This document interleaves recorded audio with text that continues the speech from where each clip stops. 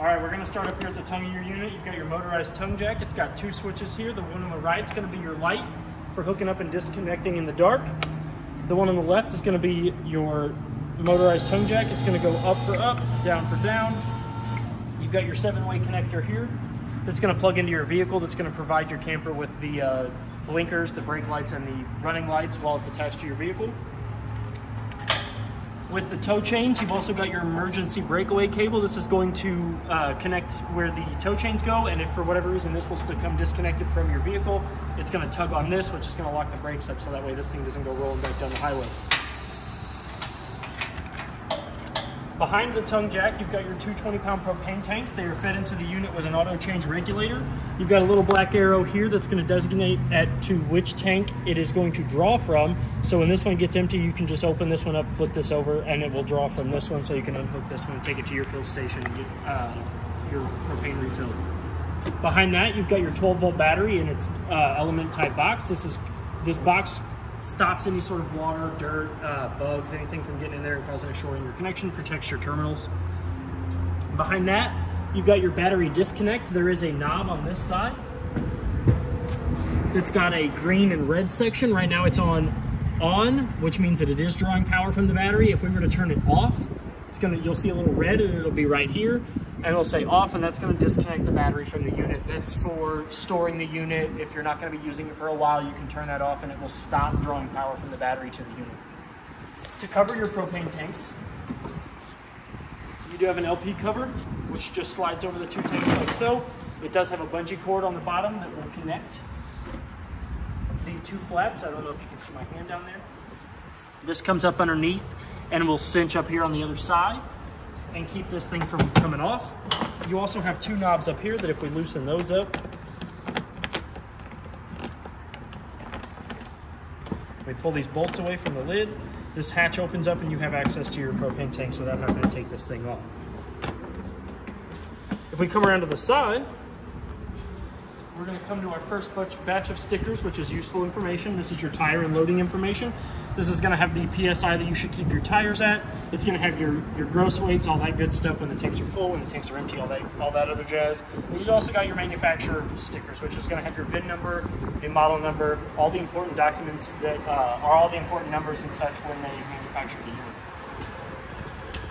Behind that, you have the first side compartment that goes all the way across to the door side of the unit. You do have two lights, one on either side. They've got 3 modes. They've got an O for off, 1 line for always on, and 2 lines for motion sensor, which means that after about a minute of these doors being closed with the light on, that light will go off, and then whenever it picks up this door being opened, that light will come back on. You've got 1 out of your 4 stabilizer jacks. They are underneath the side compartment door. The unit does have 4 of them, and they are all for just stabilizing the unit. They are designed to just keep it from rocking around when you're walking around in it. They are not for lifting and leveling the unit. They do take a 3/4 inch socket. You can use a low power drill if you want, like your I don't know, like your Walmart one, your Hart, whatever it is. You can turn it to its lowest setting and you can raise and lower those up. Anything higher, you definitely do not want to use an impact drill on them, but you really want to use the manual crank handle. The manual crank handle is provided. It's in the door side compartment. We'll go over those when we get around to it. But there are 4 of them. There are 2 on the front and 2 on the back. Down here, you have your first sewer connection port. This is going to be for your galley tank. This is going to be where your kitchen sink drains. It's got 1 valve right here, which is in the open position. If we press that all the way in, now it is closed. And you want to make sure that this goes on there when you're in travel position. You don't want this thing hanging down because it is just a simple silicone little tie, and that will it will bump off and you'll lose your cap down the road. But like I said, this one is for the galley tank. This one's going to be for your kitchen sink. On the control panel, it is called auxiliary. That is your AUX tank. Underneath the slide over here, your tires have been checked. All of the lug nuts have been torqued to the 100 foot-pounds pressure, and they've all been checked at the PSI of 65. You also have a sticker right here on the side of your unit that's going to tell you all of your information, along with that tire and loading information sticker that we went over up by the front compartment door. On this sewer connection port right here, you've got 2 valves. So you've got your gray tank valve here, which is going to be for your shower and your bathroom sink. And And then you've got your black tank, which is your bio waste valve. This is going to be where your toilet stuff comes from, like your potty water. It also has a cap, so when you're not using it and you're in travel position, you want to make sure that these are on there nice and secure. When you're ready to drain your unit and you have your sewer hose connected here into the other end of the proper dump station, the best orientation that you can open these up is black first, and then you pull your gray. The gray tank will help clean out whatever body waste is trapped in here, so that way you're not worrying about getting, yuckies stuck up in there. You do have your second out of 4 stabilizer jacks. Again, I'm going to stress this all 4 times, folks. All 4 times. These are not for lifting and leveling of the unit. They are just for stabilizing the camper. Back here on the back of the unit, you have your license plate bracket right underneath the left blinker. You also have a backup camera port, a mount, along with a on-the-go ladder mount that you can buy those 2 things separately aftermarket. You can get them here from us, and we can hook those on, and then you'll have roof access with the ladder, and this will show you what you're backing up into. Down here, you've got 1 of 2 outside spray ports. Your outside spray hose has 2 little plastic knobs that are going to fit in these 2 little divots right here. You'll give it a 1/4 of a turn, and if you have your water pump or your city water connected, when you go to attach the hose to this, you will immediately feel it pressurize, and you'll be able to use the water that way. The first valve up here at the top is your city water connection. That's where you're going to hook your hose and regulator up, and you'll bypass using your gray tank, and you won't have to turn your water pump on as long as you're using your city water connection. I really recommend a pressure regulator because you never know the amount of pressure that the source is where you're drawing your water from. And if you use a regulator, you won't have to worry about your lines busting, your connections popping loose, or anything like that. The one underneath that is your black tank flush. This is what you're going to use when your black tank is empty and the black tank valve is open. You're going to use this. What this does is you hook the same hose and regulator up to it, and it will pump water down into the bottom of your black tank, where it comes out of an aerator that it pressurizes at a very low level pressure, but enough to kind of like clean the inside of your black tank off, and it spins those, and it kind of gets all the crusties off the inside of your black tank. Nobody wants crusties in their black tank. Nobody wants crusties in their black tank. Up above your power cord here, you do have park provided satellite and cable outlets, so that way wherever you're staying, if they're providing you with satellite or cable, you can hook your coaxial cord up to that, to the proper one. Satellite is this one, cable is this one, and you can get those designated services on the inside and to the outside of your unit. You do have a 50 amp power cord right here. What you're going to do to unplug it is you're going to unscrew this black ring here. You're going to make sure that that black ring sits up against those 2 little wings right there. The reason this black ring is very important is once you have your unit plugged in, this ring creates a weather tight and dirt tight seal that's going to keep all that stuff out. That's going to give you a proper and secure connection when you go to plug your unit in. You're going to give it a 1/4 of a turn, and you're going to pull it out. To plug it back in, there's a ball bearing that's going to be up here on the left upper side. You're going to match that into a groove, and you're going to give it a 1/4 of a turn. Then you're going to take this black ring away from the wings, and you're going to rotate that until it seats nicely up against the outlet. It is recommended that if you do not have this thing plugged in, that you have this cap down over the outlet, because then that keeps the water and stuff from getting into the prongs on your outlet and gives you a nice secure connection every time you plug your unit in. Your spare tire here, the PSI of it has also been checked at the 65 that it is supposed to be. And these lugs that are holding it onto the farrier, they do not need to be torqued down to the 100 square foot pounds. They just need to be wrenched tight. All these are doing is just keeping your spare tire from going anywhere. We're going to come around to the back side of your unit again. Like I said, I'm going to go over this every time we come across one. Your stabilizer jacks are for just that, stabilizing the unit.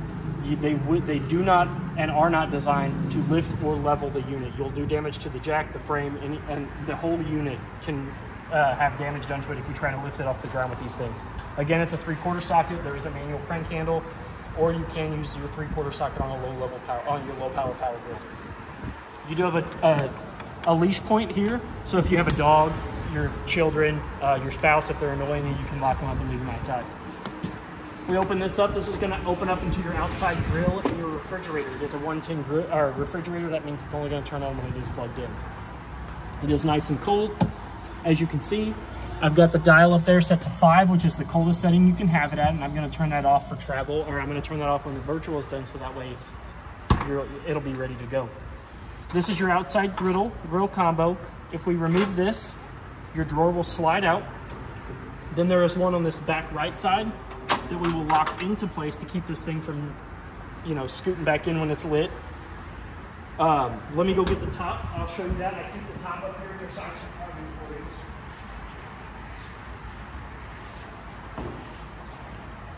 So you do have a pre-seasoned flat top. Sits on the top of your griddle. It's got the 4 little feet. The 4 feet sit into the 4 holes on the top of the grill. What you'll do is you'll take this cord here, which is your LP quick connect hose. As you can see, it's the male end on this end. It doesn't come out of here. It's permanently in there, so you don't have to worry about losing it. So you'll run this down up underneath, and up underneath the griddle, there is an LP quick connect right here. So what you're gonna do is you're gonna slide this ring back, you're gonna expose those ball bearings, you're gonna push this in, and you're gonna let that come flush back. You're gonna give it a nice little tug, make sure it's in there nice and secure, and when you're ready to use your grill, you're gonna take this valve here and you're gonna flip it open.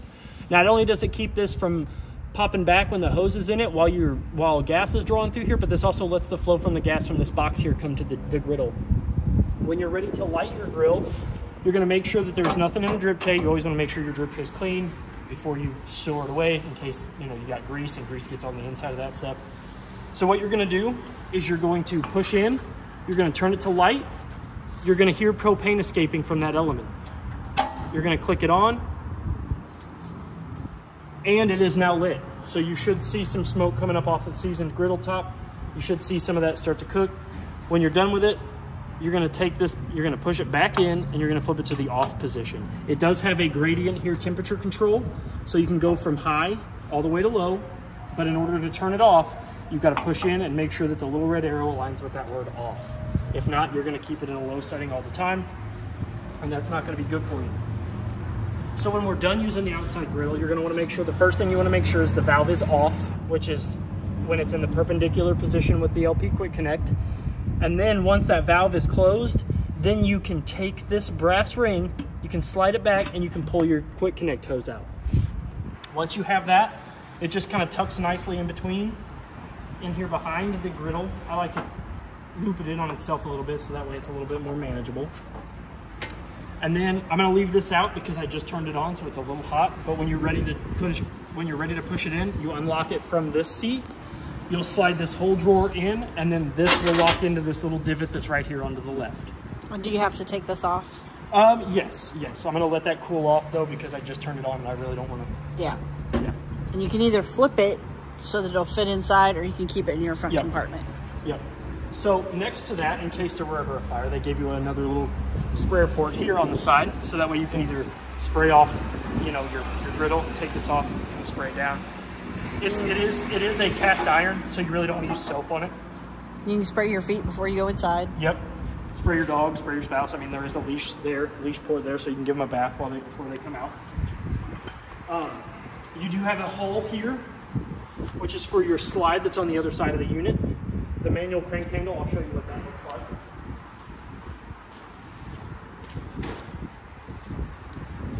So your unit does come with one of these, which is your slide manual crank handle.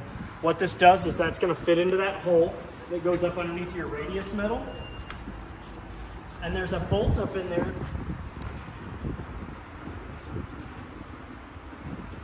It's not this one, it's the other one. Again,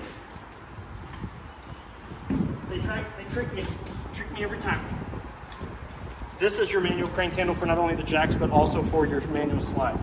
So there's a bolt up in here. It's black on black, so it's really hard to see through the hole, but you'll slide this in, you'll match it up with the socket, you'll fit that securely in, and if for whatever reason the slide motors on the control panel do not retract and recede, or extend and retract your slide, you can use this to manually drive that motor. And now that this is your most important one, other than your manual tongue jack handle, you want to keep this one on your vehicle, on your unit at all times. So now we'll come back here after we went over that. These tires here, they have also been torqued to 100 foot-pounds, the lugs on them, and the PSI is checked at 65.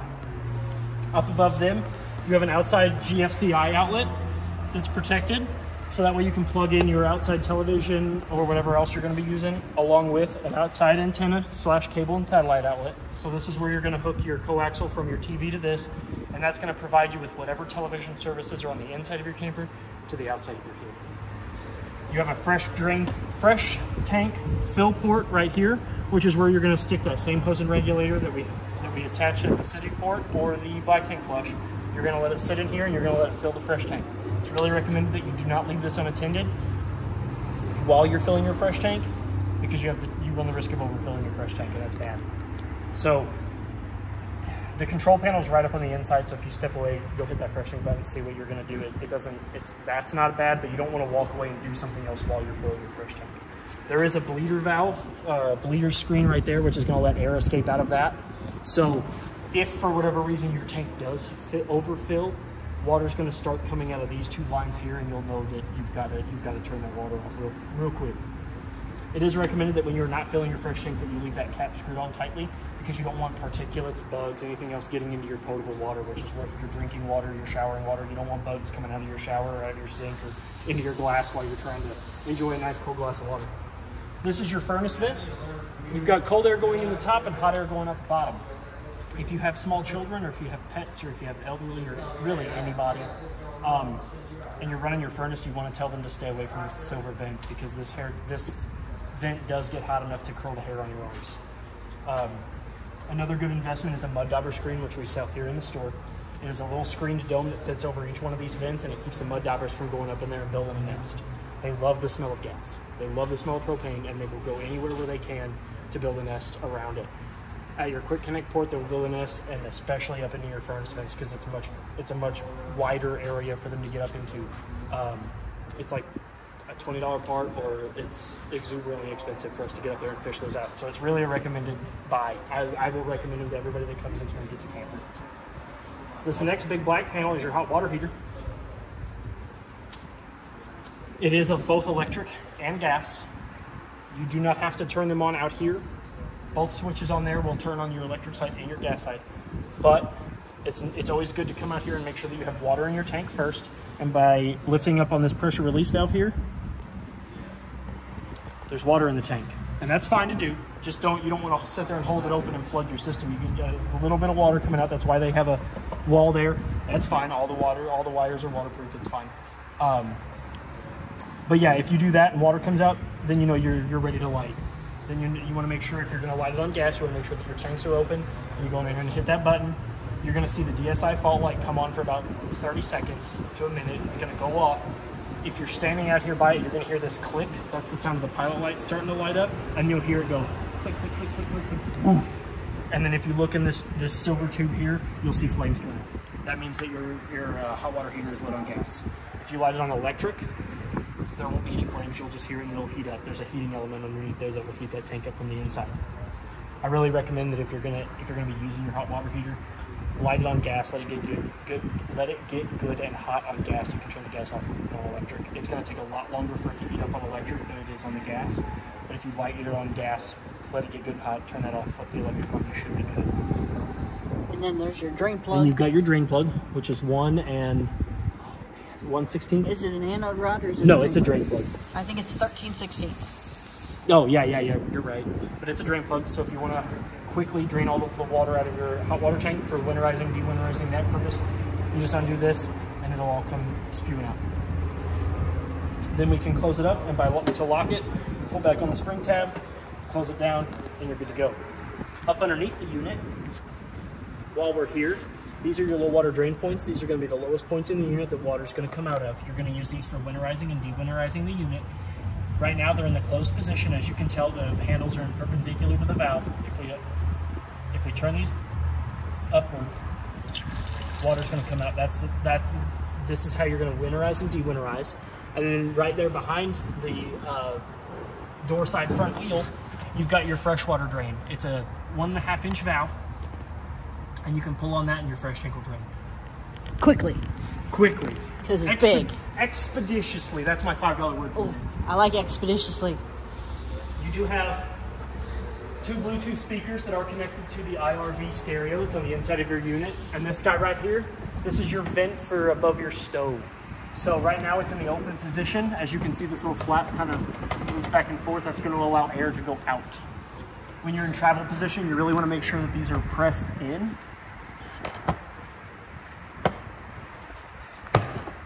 When they're pressed in, this whole panel should be flat and flush against this bottom lip. If for whatever reason you decide to leave this open while you're in travel position, most likely there's only 2 little plastic tabs that are keeping this thing in here. Most likely a strong wind's gonna rip that out, and then you're just gonna have a gaping hole straight into the back of your electronics. So you really wanna make sure that this thing is closed when you're ready to leave or you're ready to go to your destination with the unit. So if we come up here to this, before we go inside, we've got the front compartment that, like I said, it's the one that goes all the way in across to the side. You've got the same kind of light off in the middle for O. 1 single line is always on, and 2 lines is sensor, and it's going to do the same thing as that one does. If we were to close this right now and wait about a minute, that light would go off. You've got a mounting bracket for a TPMS sensor, for a tire pressure monitoring sensor. You also have your solar disconnect, which is going to be if you want to disconnect the solar from your battery. So you take it from up to sideways, and that's going to turn off your solar. Speaking of solar, if we come over to this side over here, this is where your solar charge controller's looking at. That's going to tell you the voltage from the converter, or from the battery to the converter. It's also going to tell you the temperature that the solar panels are on the roof, and it's going to tell you the voltage from the solar panels to the battery. You can navigate through all of that through the plus and minus and the menu buttons here. You also have a USB port out here that's rated at 5 volts. So that is sufficient enough to use, like if you want to charge your phone while you're hanging out outside, you can plug it in out here. And then this little panel here, that is your inverter prep. If you decided that you wanted to put an inverter in the unit, that's where you're going to go in at with all of the wires in the inverter itself. So we went over your outside spray ports, but we didn't go outside. We didn't go over your outside sprayer. This is your outside sprayer. As you can see, it's got the 2 little teeth on either side. That's going to go into those 2 grooves, and you're going to give it a 1/4 of a turn. If your water pump is on or you're connected to city water, you're going to immediately feel this pressure rise. And you're going to have access to your water pump. As you can see, there's still water in there from when I tested. And it's okay. These are rubber. They're not going to dry rot. They're not going to, as long as you're not leaving water in them for 6 to 7 years, it'll be all right. You don't have to make sure that all the water's out of this before you put it up. First manual crank handle that we're going to go over is this little silver guy right here. What this does is on the front of your tongue jack, there's a little silicone stopper. You pull that up, you stick this guy down in there, and for whatever reason your tongue jack doesn't want to work with the motor, you can use this to manually raise and lower your tongue jack. We went over this guy. This is your stabilizer jack and your slide out crank handle. It goes, not only does it fit on these, but it also fits on that little black nut, or that little black bolt that's hanging out of that little hole over there that we went over right by the door.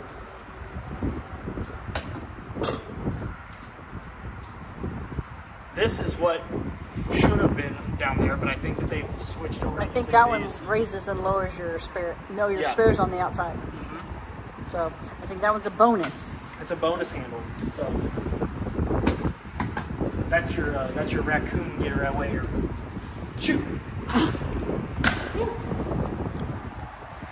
So now that we're done with the outside, camera lady kicked the bucket.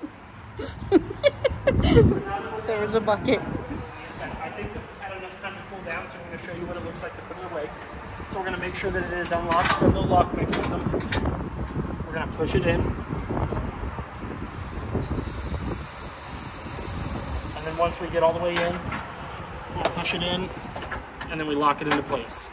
Now it's not going to go anywhere. That's your travel position. I'm going to go stick this in the side compartment, and we can go inside your unit. Don't kick the bucket.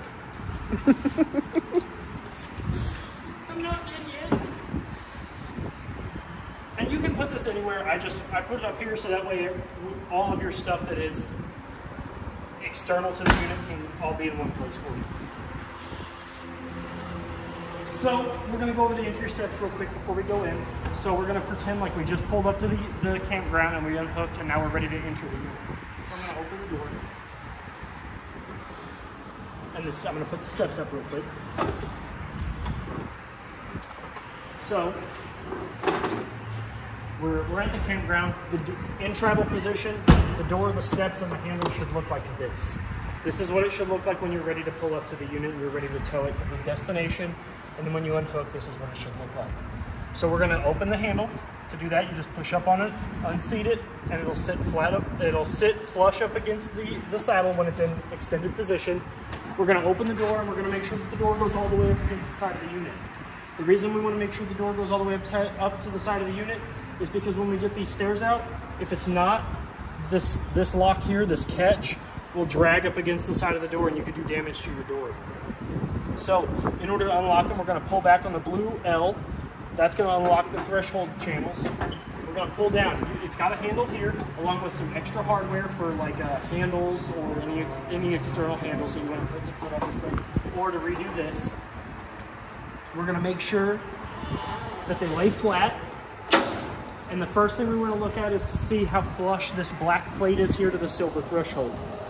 If for whatever reason that black plate is not flush against that threshold, you can come down here to the bottom of the legs, and there's silver tabs here, and there's 15 to 18 points of articulation on these legs. So it doesn't matter what angle or what steep or what pitch that you are trying to level these stairs out at, you can push this in and the feet will independently move on their own to whatever desired height. You do have to push them in, but they will stay and they will remain stationary, and they are independent from one another. Once we determine that these are flat and flush, we can come up into the unit. And 2 out of the 3 major safety features are right here when we enter the unit. You've got your fire extinguisher and your LP and carbon monoxide detector. You want to make sure that there's a solid green light before you really kind of hang out in here, because what that solid green light means is that that thing's not picking up any loose carbon monoxide or loose propane that's kind of hanging out in your unit. And that it's working. And that it is working. So, and above us is the last and final out of the 3 safety 3, which is your smoke detector. It is tested. It's just like the smoke detector in your house. It does get powered by a 9-volt battery. Don't lick them. They recommend that you test these every 90 days, which is a really good recommendation. I recommend doing it every time you're going to use the unit, even if it's every weekend. It is a safety feature. They're all 3 right here. You can do it while you're exiting, while you leave your first load. You know, you pack your first load, you come out, you go beep, beep, beep. You hit that button, it goes beep, beep, beep, and you leave. And then you come back and you check to make sure that this is still, you know, operating, and that is a solid green light. And then you're good. Every trip, I recommend it. You've got your thermostat here. I call this the face buttons. So you've got your eyes and your mouth. What these are going to do is this is going to wake it up. As you can see, it's in the off position and it's an ambient 81. So if we hit this, this is your mode button. So it'll cycle between fan low, fan high, cool low auto, cool high auto, and heat. So when you're using your air conditioner, you really don't ever want to leave that thing on cool low or cool low auto, really. Cool high auto is good, and cool high is probably your best. Cool high is going to be the best option for you to use your you can use cool auto high. What that does is it'll get to that certain temperature and it'll drop it down. And it'll kick it off. And it's good because then your air conditioner actually kicks off. Yep. When it gets to the right temperature. Yep. Where cool high, it'll keep cycling, and you could freeze up. So. Yep. And then you have your what these buttons here do are up and down on your temperature control. So if we do this, and I turn the air on, so we go to I cycled past it already. So we go to cool high. I've got it set to 65, but this increases the temperature and this decreases the temperature. I think it'll go as low as 33 and as high as 99. Yep. And then it'll go as high as 99. I don't know why you would ever want this thing at 99. But I don't either. It allows you to go all the way up to 99.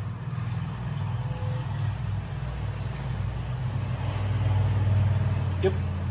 Then we're going to go ahead and go back to off. Boom. So, now that we're over the thermostat and the 3 safeties, we're going to go into the closet here behind us, which is where the brain of your unit is at. If you look up here, this is the control panel for your unit. This is going to be your tank levels. This is going to show you where all your lights are at. We're going to start here in this white box here with this first button that's labeled BAT.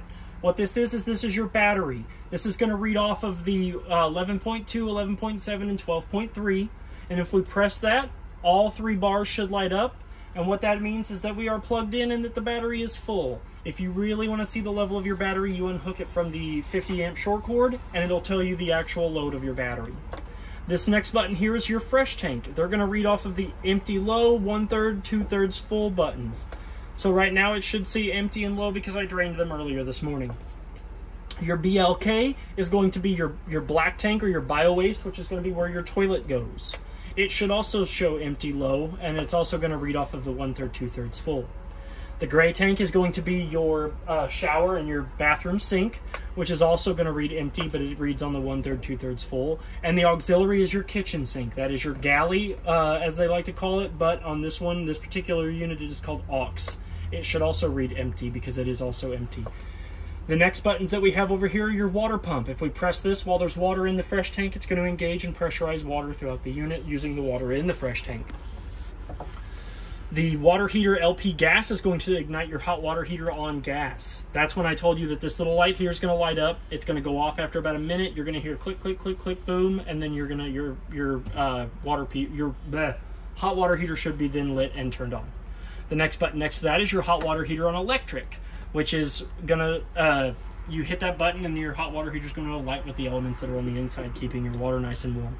This next button here is your cabin lights, which are going to be all the lights in the living room, which we'll go over that in just a second because they are all also manual. This next button here is the cap lights. You have a string of LEDs that run on the front of your unit. If we turn that button on, those lights come on. I like this feature because all of these buttons are lit up, so that way you can kind of tell in the dark which ones are on. You've got your awning lights, which run a strip of LEDs that run the length of your awning tube, so that way you can sit underneath your awning in the dark. And then this button here is your auxiliary lights. This is going to turn on all the outside fun feature lights, I like to call them. So we're going to turn all those back off, except for the cabin lights. This right here is your slide. So your slide is consisting of your dinette, your booth dinette, and your sitting and your two couches or your two chairs. That's going to be what's coming in and out with slide number 1. And then your awning is going to be your awning, which is a whole story in its own. So your awning is the most expensive repair on your unit. If you're not using it, you always want to make sure that it is back up and flush against your unit. A strong wind can damage it. Anything can do damage to it. You always want to make sure if you're going to be away from your unit for more than 5 minutes, bring your awning in. I know it's nice to have, you know, your little picnic table and your little chairs and stuff sitting outside of your unit with your awning out so you can go and swim and then come back and not be in the heat. That's fine to leave your picnic table and stuff up there, but bring your awning back in. On the subject of awnings, when your two arms go out, you've got two supporting arms, a top arm and a bottom arm.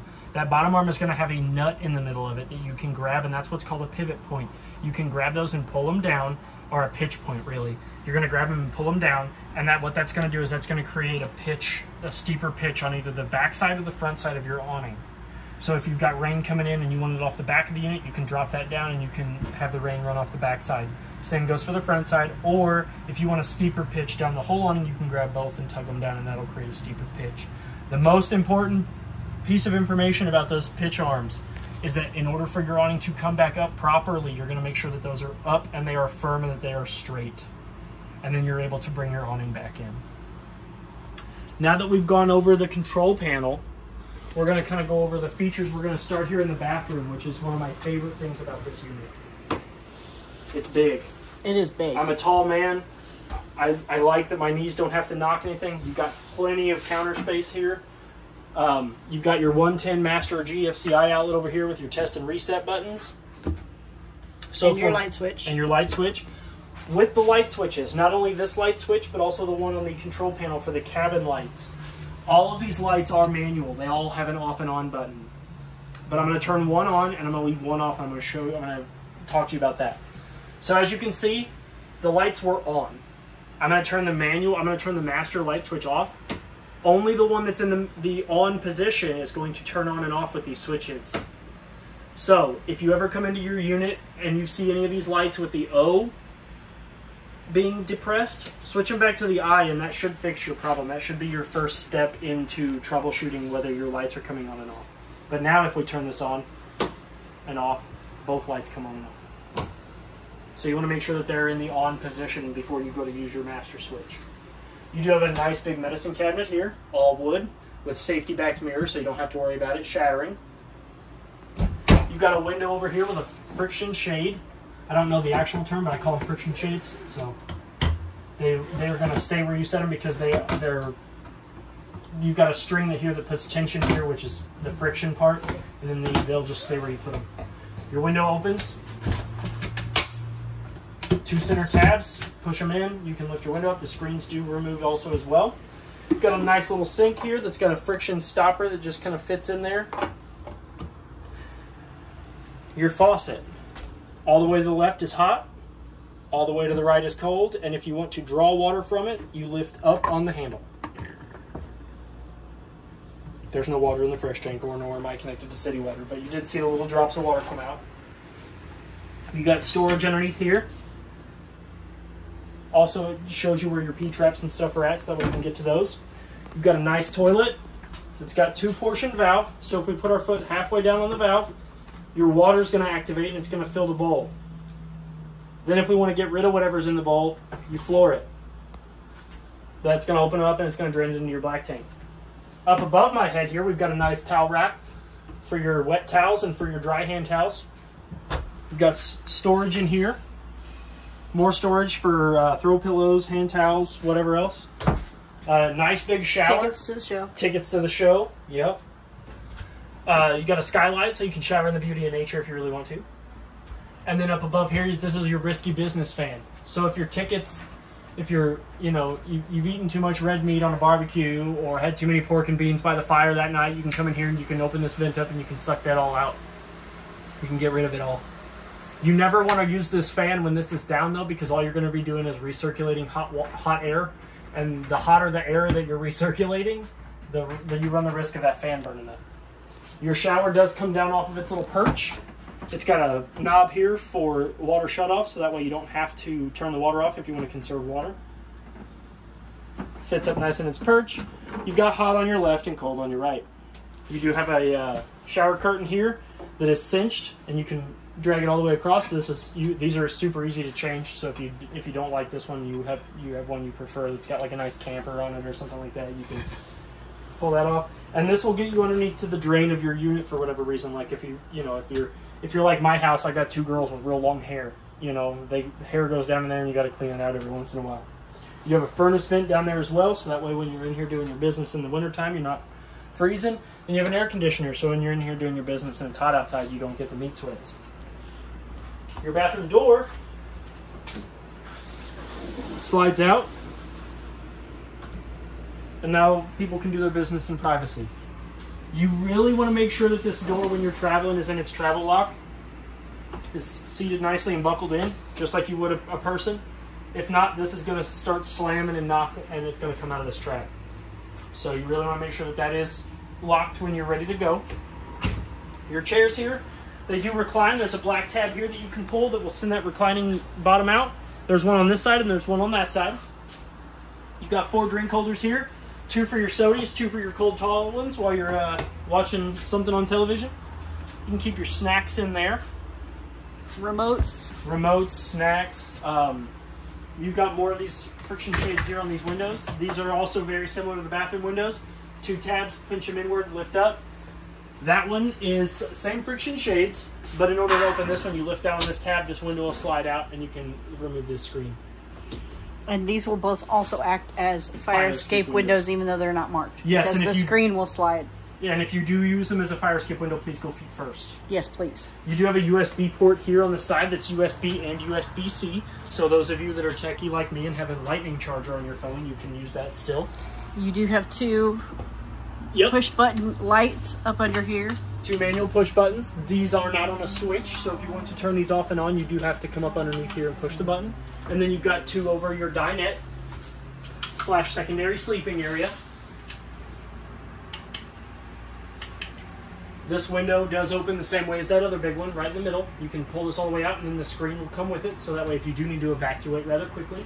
This window opens up the same as that one. You pinch the 2 tabs up, and then you can, or pinch the 2 tabs in, and then you can pull it up. Your booth dinette seating converts into a second sleeping area. You lift up on this tabletop.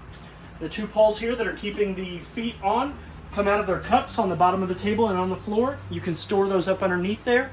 This will lay up against these 4 bumper stops here, and these 2 cushions can come in, and then those 2 cushions can Velcro out of their perches and then lay flat, and then you'll have a much larger sleeping area here for a guest or somebody like that.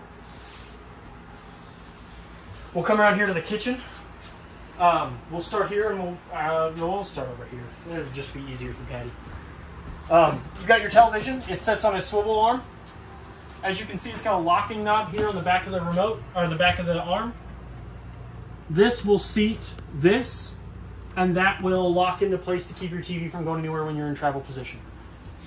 Also back behind here, this is your satellite and your antenna. So this is the blue coaxial port here is where you're going to hook up your coaxial to hook it up to cable or satellite. This bottom one here is your antenna. Now this light here and this button right here is really important because when it's on and that light's on just like it is, you're only going to get antenna throughout the unit. If we turn it off and then we were to unhook this coaxial and plug it up to the top one, then you could draw the satellite and cable from the Parker campground or even your own and get it into the inside of the unit. Up above you have your 110 outlet that's going to help you plug in all of your good stuff. And then you've got your what are they called? RGB cords. Yeah. You got your RGB cord that runs out here that goes into the back of your stereo. Because you can actually hook this up and get surround sound in your unit for your television. So, but in order to get into travel position, you want to make sure that it is like that, and then you'll just kind of... And now you're in travel position. You do have an IRV Technologies stereo, which is going to connect to not only the speakers throughout the unit, but also the 2 speakers on the outside. It is Bluetooth. It does... So if we turn it on, we'll hit the red button, it'll turn on. That's friendly. It does have its own remote. And all the major buttons are kind of up here at the top. So you've got your power button is the red, your Bluetooth is the blue, and source is your black circle. You've got your radio button, your clock button, your repeat button, volumes, speaker zones, mute, and then you've got your play, pause, and seat buttons. And then you've got them all here as well. You've got your mute and power, you've got your Bluetooth, AM, FM radio, auxiliary button for if you want to use the HDMI port or the USB port. You've got your forward button, you've got your seeks, you've got back and forward. You've got zone 1, which is inside, zone 2, which is those 2 that are on the outside of the unit. And then if you spin this is your volume control and your menu navigation. You can actually like just spin that and that'll give you your menu navigations. Down below that, you also, in this little cubby here, which is where I put the stereo remote, you also have your TV remote. This TV is a Google Android powered TV, so you can get your standard streaming services on it along with a bunch of others. So if you have like a Chromecast, you can Chromecast from your phone to the TV, so that way if you're on the go and you've got, you're at a campground and somebody wants to watch something, pull it up on Netflix on your phone if you've got good phone service, and you can Chromecast it straight to your television. Under here, you've got entertainment storage, so you can put your, your movies, your games, or whatever else it is you want to keep down there. Your big old nice refrigerator. So to open that, you're going to grab the handle here, push in on it. That's going to open up. I've left all the padding and stuff on the drawer, so that way when you're going to pull off, you don't have to worry about them rattling around and clanging around on you. And this is the handle. That's how that works. So you want to make sure that it clips into this little side bracket here. And the freezer's the same way. If we open that up, you've got ample freezer space for popsicles, frozen meat, margaritas. Ice cream. Ice cream. And then up at the top here, you have your power button. When that little blue light's on, that means your refrigerator is on and it is working. Then you have your 2 section mode buttons here. You've got your fridge compartment and your freezer compartment. The black square is going to be the designated zone. Then you've got your temperature controls, which go from 0 to 5, 5 being the coldest, 0 being off. You've got nighttime mode, which will cycle it. Be quieter, so it's not humming when you're trying to get some Z's. Up above the stove, you've got your Greystone microwave. This has got your glass top in it. I always like to show people this, and this is something I'm going to start doing, so a lot of people don't know how these work. So you set this in here, and then you've got your 3 little triangles. That sets up in here just like that. I'm not tall enough to see. There we go. Yeah, there we go. And then it acts just like your microwave in your home. I like to show people that because I had a lady ask me one time, does the microwave, was it used? I was like, no, it's brand new. Underneath here, you've got your light and your fan button. O for off, I for ignition. It's going to turn on your LED light above your stove, and this is going to turn that fan on. You really don't want to run this while that vent's closed, though. Same reason why you don't want to run the vent fan with the vent closed in there. It circulates too many hot air, and you could burn up that motor. The glass top on your stove, this is for protection only. It is not a cook surface. You cannot, this glass will get hot if your burners are on with it down, but you cannot cook on it. It does not get hot enough to transfer heat through induction. In order to use your stove, you're going to flip this up. It creates you a nice little backsplash so you don't splash barbecue sauce or any sort of red nasty sauce on your nice white walls. Set your pans there. If you want to turn your stove on, click this button, all 5 of your knobs light up. We're going to turn this one on. So we're going to take this knob here, we're going to push it in, we're going to turn it to light. You're going to see that LED ring turn red. You're going to hear gas escaping from that burner. While we've got this pushed into light, we're going to turn this knob here, following the arrows, and your stovetop's going to turn on. You're going to hold this for about 3 to 5 seconds. If you do not hold this for about 3 to 5 seconds, you run the risk of that burner going out again. Once you've held it for an appropriate amount of time, then you can let go and you can adjust it to the desired temperature. Same goes for all 3 of these. These are all 3 of your burners. You've got your left, your middle, and your right burner all right here. Left, middle, right. Then you've got your oven button here. So, this is not a gas oven. This is a really nice, this is an air fryer oven. It's an electric oven. It can dehydrate, it can fry, it can do anything that an air fryer or a convection oven can do. It can do Can it clean my house? I wish. But you do get a wire basket, so that way you can make chicken nuggies, or tater tots, or both. And then you've got like a little pizza baking pan here. Very cool. This is your furnace vent. This is where your majority of your heat comes from, along with all the little secret black vents around the unit. That's also where you don't want to like put anything in front of that, because that's also where the runoff from the furnace goes. So you want to keep this open. This is your circuit box and your fuse panel. They're all labeled. The one that's most commonly going to be used is your GFCI, which is also probably under, I think it's under the general as well. So it'll be this 15 amp fuse here, because that's what most of the GFCIs are your 15 amps. And then your fuse panel here has LEDs that run down the side, so if whatever one of these blows, it's going to light up, so that way you know which one is blown and you don't have to go second guessing yourself. Coming from somebody that's worked in automotive, those little fuse testers, they're not great. This is your packet of manufacturer warranty information stuff, like all the user installation guides, all of the technical stuff for your air conditioner, your hot water heater, your water pump, your furnace, your stovetop, your toilet instruction manuals. You've also got several other booklets on your microwave, all that good stuff. An appliance catalog that's basically going to have your serial numbers for all of the appliances in here. For whatever reason, you would need that. More storage down here, deeper cabinets. These two are the same. These drawers here are the same depth. You've got under the sink storage here, so for your cleaning stuff. This sink here is just like the one in your bathroom. You've got cold. It's actually marked here on the side, I think. Yes. Yeah. Hot to the back? Yep, hot to the back, cold to the front. And then to draw water from it, you push that outward. And that's how you're going to draw water from the sink. To guard the sink, you have this nice cutting board. I like these because they double as a cutting board and like a more counter space. You can take them off and you have your nice big stainless steel basin sink. Along with a stopper that's just like the stopper in your regular house. Just kind of fits in there nicely. There's some water that come out of the faucet. The mini blinds on the window here are just like the regular mini blinds in your home. They do have the swivel rod and the 2 drawstrings that will lift up on both the left and the right side. And that window does open with the 2 tabs and pull up. You have several of these louvers. These are your air conditioning louvers. These are what process the air throughout the unit. If we come in here to the master bedroom, you've got one manual light on the ceiling that needs to go into the on position. There is no light switch. You also have another one up here above the bed.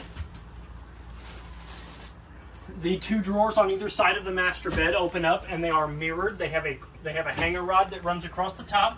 They have a little shelf in the back with a 110 outlet along with a USB and USB-C outlet. Again, if you're techie, you can plug in your lightning charger, and they do provide enough voltage for you to lightning charge your electronics.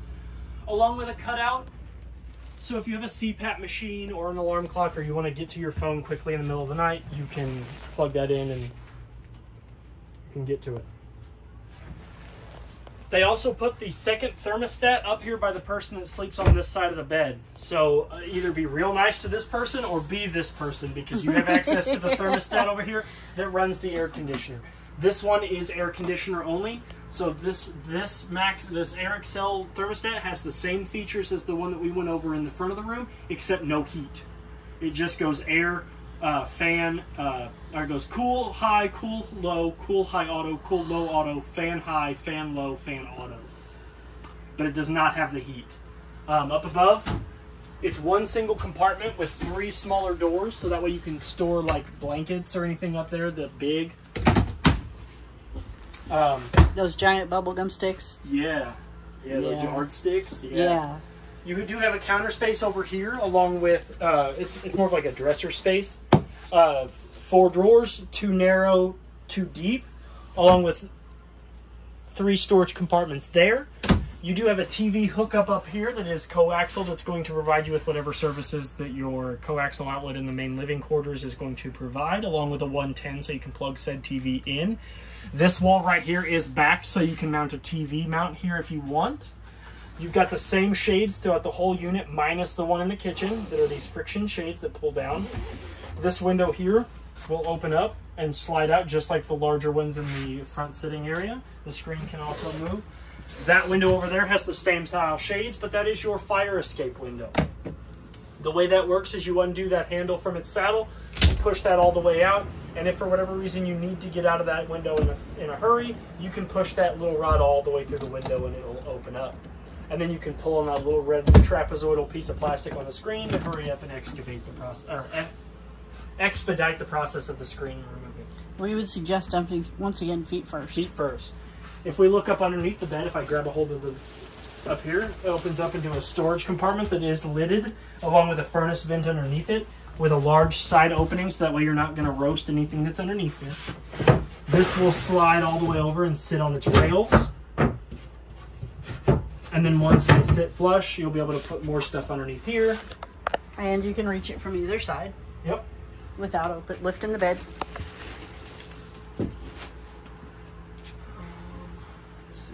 The door. The last thing we need to do is the door. The door is the same as the door for the bathroom. You unhook it from its travel lock. You'll slide it all the way against the wall, and it will remain there until you're ready to open the door.